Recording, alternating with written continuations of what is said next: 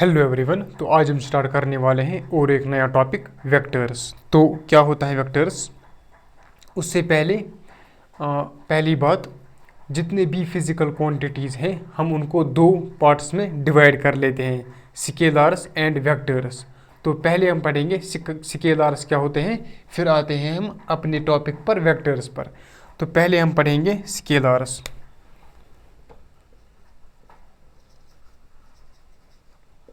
तो क्या होता है, स्केलर्स वो क्वांटिटी होती हैं जिसके पास कोई डायरेक्शन नहीं होती है। It has only magnitude and has no specified direction, जो आपने 9th क्लास में पढ़ी होगी। तो इसके पास डायरेक्शन नहीं होती हैं, no specified direction, no specified direction, इसके पास कोई डायरेक्शन नहीं होती है।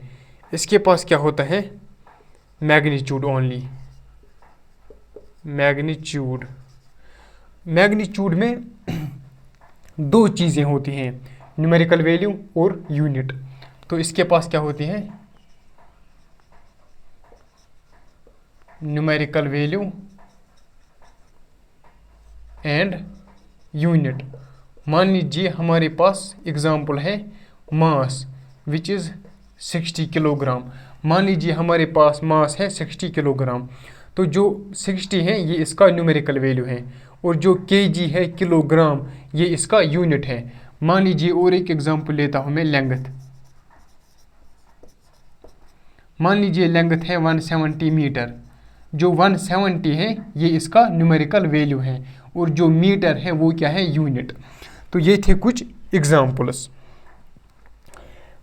जो स्केलर्स होते हैं फॉलो सिंपल अलजेब्रा, ये सिंपल अलजेब्रा को फॉलो कर लेते हैं। ये फॉलो करता है सिंपल अलजेब्रा। मान लीजिए दो ऑब्जेक्ट हैं, एक का मास है 30 किलोग्राम और दूसरे का मास है 20 किलोग्राम। तो टोटल मास कितना हो गया, 30 + 20 विच इज़ 50। तो हमने इसको कैसे ऐड किया, सिंपल अलजेब्रा से। तो वैसे ही स्केलर्स में भी होता है, हम इसको सिंपल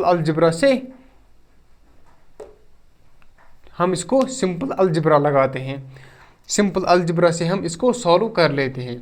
तो अब चलते हैं अपने टॉपिक की तरफ, वेक्टर्स की तरफ। ये था स्केलर्स, है ना, जो आपने पढ़ा भी होगा 9th क्लास में। तो चलिए अब चलते हैं वेक्टर्स की तरफ।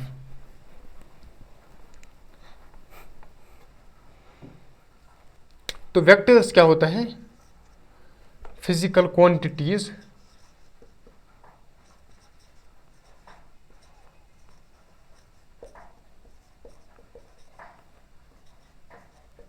which have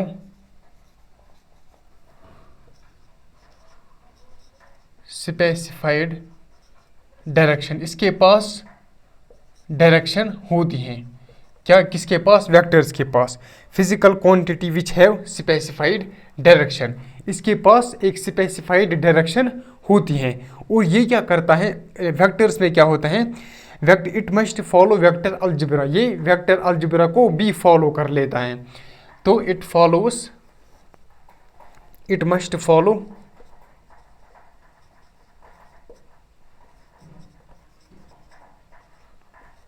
follow vector algebra. इसका मतलब क्या है, ये वेक्टर अलजेब्रा को फॉलो करता है। मान लीजिए हमारे पास एक टेबल रखा हुआ है, यहाँ पर इस पर एक बॉक्स रखा हुआ है, हमने इसको 10 न्यूटन से पुश किया। मान लीजिए F1 क्या है, force 1 which is equal to 10 newton. हमने दूसरा फोर्स भी दिया F2, मान लीजिए वो भी है 10 न्यूटन। तो F नेट क्या होगा, टोटल फोर्स कितना आ गया बॉक्स पर, वो आ गया 10 - 10 विच इज इक्वल टू 0। तो इसी को कहते हैं हम, इसने वेक्टर अलजेब्रा को फॉलो किया। हम ऐसा नहीं कह सकते हैं F net is equal to 10 + 10, ये हो गया 10, ये हो गया 10 which is equal to 20 newton, है ना। 20 न्यूटन, हम ये नहीं कह सकते।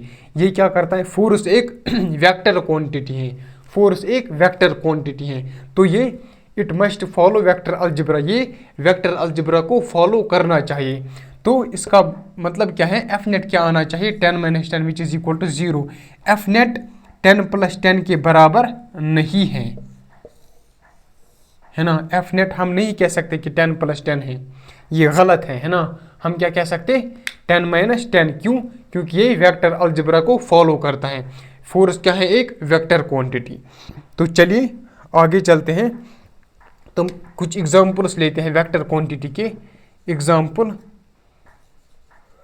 डिस्प्लेसमेंट।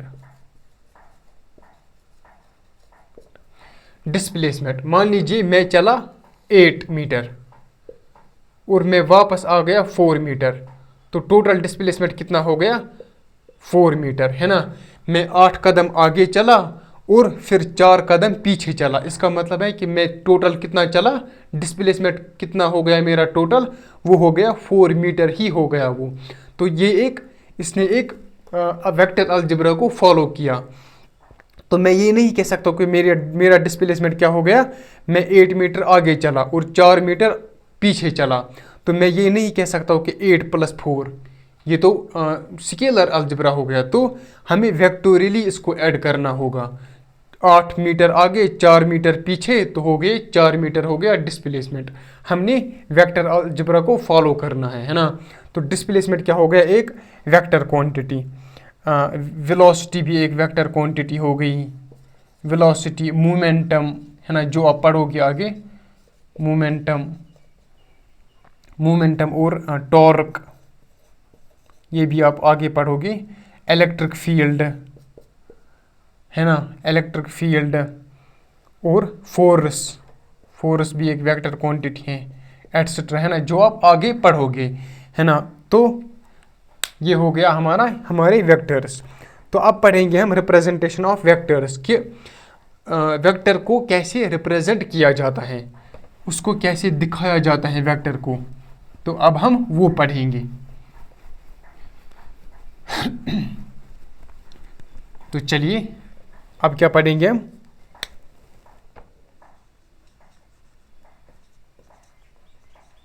Representation of vectors. हम वेक्टर को कैसे रिप्रेजेंट करते हैं, हम इसको ऐसे रिप्रेजेंट करते हैं,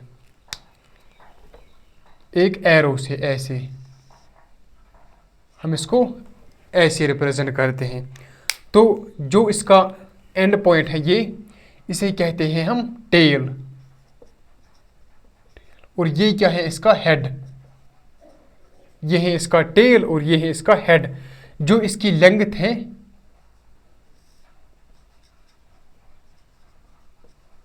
जो इसकी लेंथ है, वो रिप्रेजेंट करता है इसका मैग्नीट्यूड। वो क्या रिप्रेजेंट करता है, इसका मैग्नीट्यूड। जो भी इसकी लेंथ है वो रिप्रेजेंट करेगा इसका मैग्नीट्यूड। तो डायरेक्शन कहाँ से कहाँ तक होगी, तो डायरेक्शन कहाँ से होगी, डायरेक्शन इसे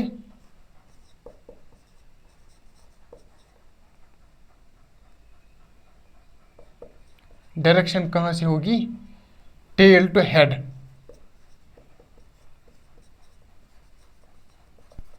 टेल टू हेड इसकी डायरेक्शन होगी, और जो लेंथ है वो इसकी, वो क्या रिप्रेजेंट करेगा, इसका मैग्नीट्यूड। ये आपको ध्यान रखना है। तो हो गया हमारा इतना। तो मैथमेटिकली हम वेक्टर को कैसे रिप्रेजेंट करते हैं, मैथमेटिकली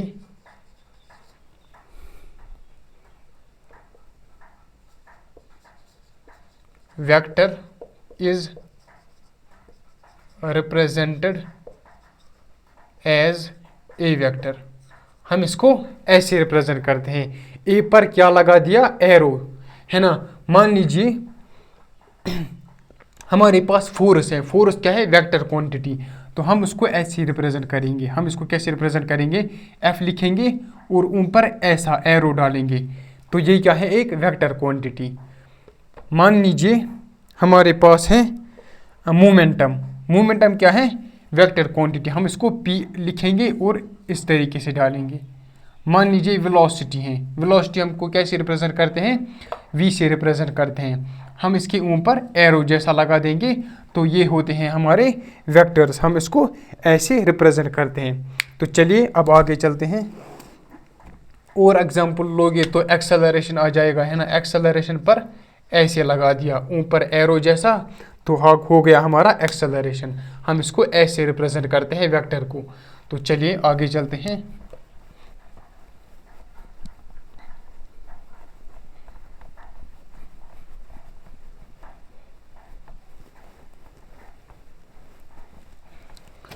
तो चलिए आगे चलते हैं।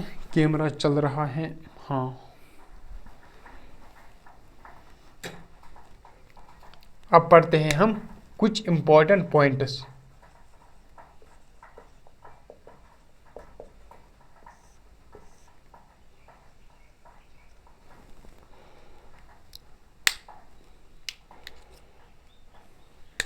पहला point, if A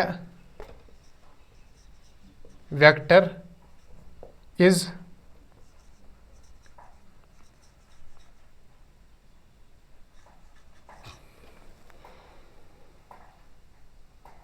parallelly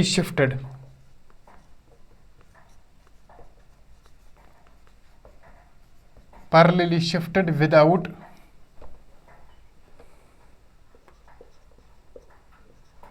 rotating, then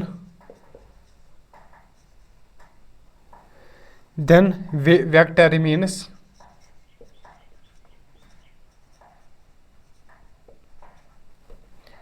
remains unchanged। तो मैंने क्या बोला, if a vector is parallelly shifted without rotating then vector remains unchanged। मान लीजिए हमारे पास वेक्टर है ऐसे। अगर मैं इस वेक्टर को, मान लीजिए ये मार्कर मेरा वेक्टर है, अगर मैं इसे पैरेलली शिफ्ट करूंगा, ऐसे भी कर सकता हूं, ऐसे भी कर सकता हूं, ऐसे भी कर सकता हूं, ऐसे भी कर सकता हूं, लेकिन मैं रोटेट नहीं कर सकता इसको। मैं इसको रोटेट नहीं कर सकता। मैं इसको पैरेलली शिफ्ट कर सकता हूं। पैरेलली मतलब मैं इसको ऐसे भी आगे भी ले जा सकता हूं, है ना, ऐसे भी ले जा सकता हूं, लेकिन एंगल हमारा चेंज नहीं होना चाहिए, एंगल सेम रहना चाहिए, है ना। मैं इसको ऐसे भी ले जा सकता हूं, ऐसे भी ले जा सकता हूं, without changing it is direction, है ना। तो क्या बोला मैंने, if a vector is parallelly shifted without rotating then vector remains unchanged. Vector क्या रहेगा, सेम रहेगा। मान लीजिए ये होगा एफ वेक्टर। अगर मैंने उसको पैरेलली शिफ्ट किया ऐसे, फिर ऐसे किया, तो ये ऐसे बन जाएगा, ये भी एफ वेक्टर होगा और ये अनचेंज्ड रहेगा, ये चेंज नहीं होगा। तो ये हो गया हमारा पहला पॉइंट। तो दूसरा, two vectors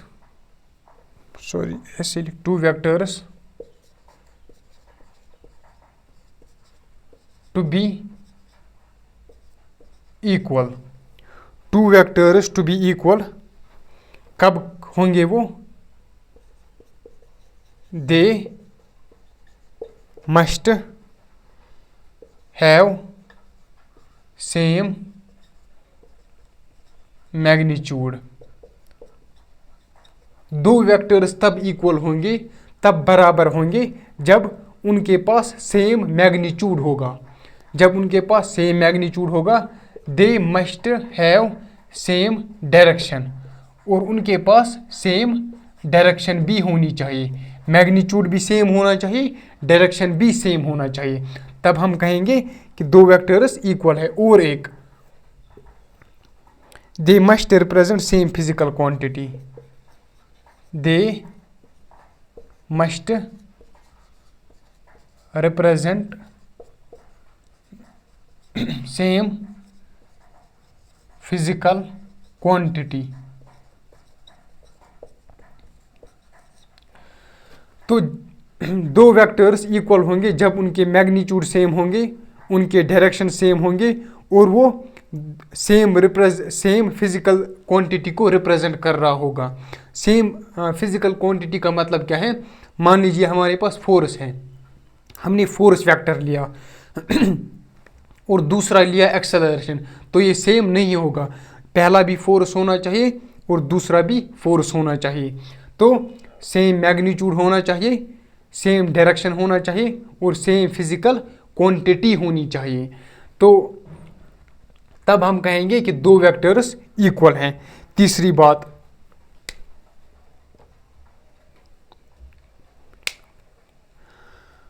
to find angle between vectors join their tails. इसका मतलब क्या है,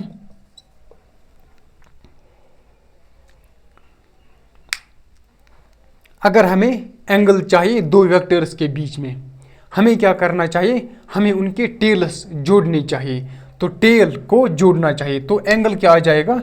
तो मान लीजिए ये हो गया हमारा ए वेक्टर हो गया हमारा ये, तो बी वेक्टर हो गया हमारा ये बी वेक्टर हमारा ये हो गया। तो जो टेल तो जुड़ी हुई है ना, टेल किसे कहते हैं हम, जो एंड पर ये होता है ये पॉइंट, इसको हम टेल कहते हैं, और ये हमारा हेड है जिसके साथ में एरो लगा हुआ होगा, वो हेड है। तो यहाँ पर टेल जुड़ी हुई है, तो ये हमारा एंगल होगा, तो दिस इज एंगल थीटा, है ना, एंगल बिटवीन वेक्टर्स। तो थीटा क्या होगा, एंगल बिटवीन वेक्टर्स। तो थीटा जो होगा इनके बीच में, ये होगा एंगल बिटवीन वेक्टर्स, क्या होगा, थीटा। तो टेल जुड़ी हुई है। तो इस पर मैं एक क्वेश्चन लूँगा, तो आपको बताना है find angle between A vector and B vector. तो मैं ये मिटा रहा हूँ, इसको आप लिख लीजिए।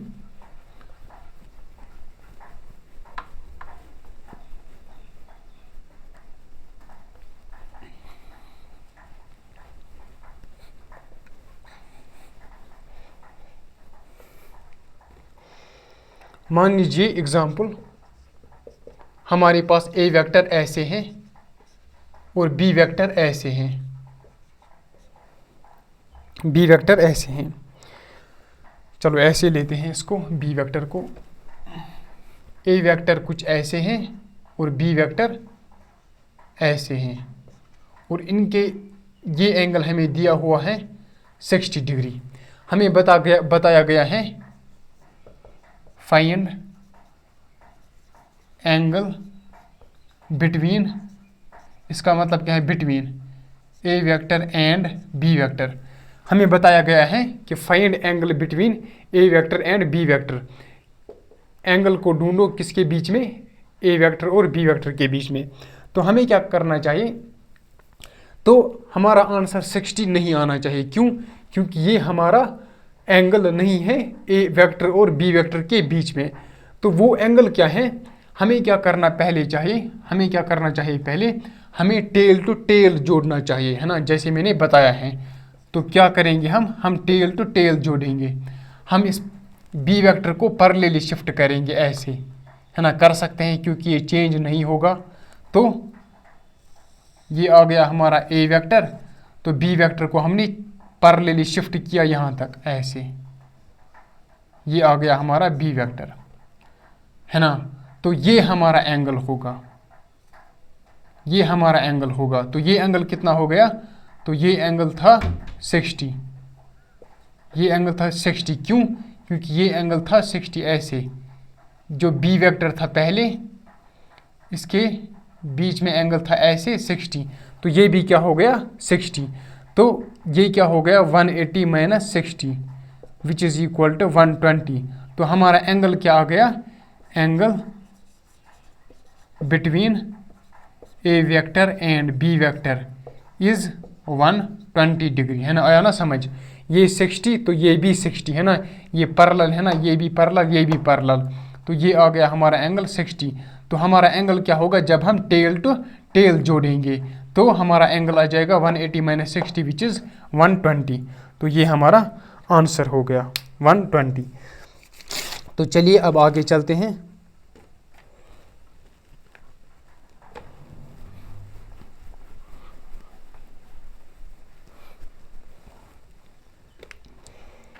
तो चलिए और एक पॉइंट,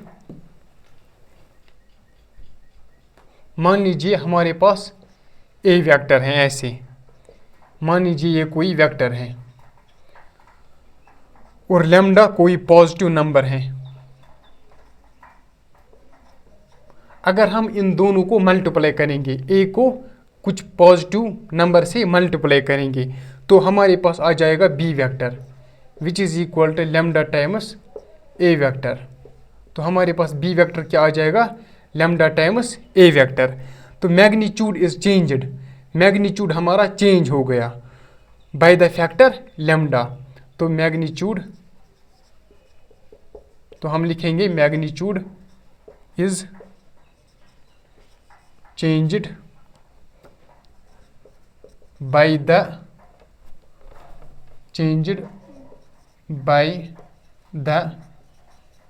फैक्टर लैम्डा, है ना, by the factor lambda, but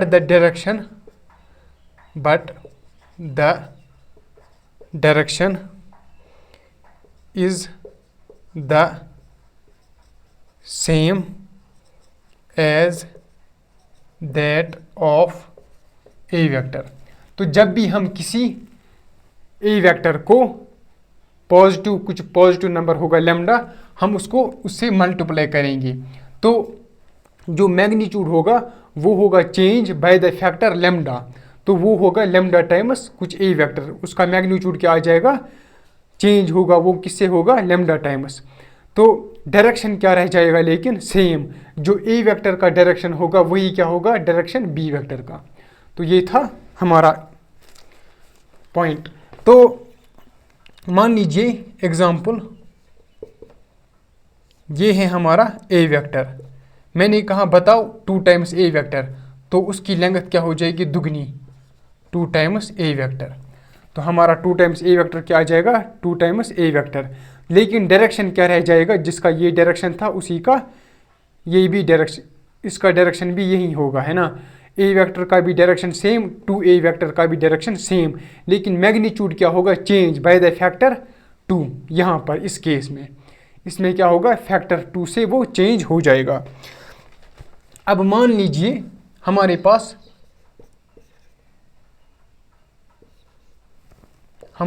A vector है, मान लीजिए ये कोई वेक्टर है हम, और लैम्डा हमारा नेगेटिव नंबर है, पहले क्या था पॉजिटिव, अब क्या हो गया नेगेटिव।